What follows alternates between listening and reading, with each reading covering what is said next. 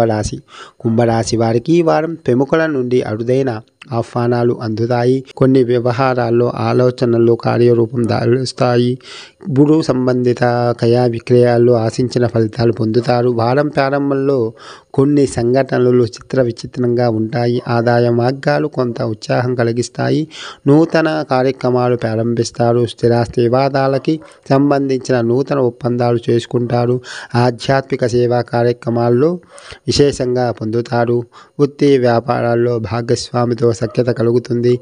ఉద్యోగమున అధికారుల సహాయంతో వివాదాల నుండి బయటపడగలరు. చిన్న తరహా పరిశ్రమలకు నూతన ప్రోత్సాహకాలు అందుతాయి.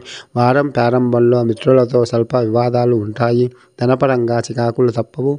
మరి కుంభరాశి వారి ఈ వారం సుబ్రహ్మణ్యాష్టక పారాయణం చేయడం వల్ల శుభ ఫలితాలు పొందుతారు. తదుపరి మీనరాశి. మీనరాశి వారికి ఈ వారం సోదరుల నుండి ధన సహాయం అందుతుంది. సంతాన వివాహ ఉద్యోగ ప్రయత్నాలు ఫలిస్తాయి. నూతన వ్యక్తులతో పరిచయాలు లాభాలు కలిగిస్తాయి. కుటుంబ సభ్యులతో పుణ్యక్షేత్ర సందర్శిస్తారు. ధనపరంగా అవరోధాలు అధిగమిస్తారు. చేపట్టిన పనులు సజావుగా సాగుతాయి.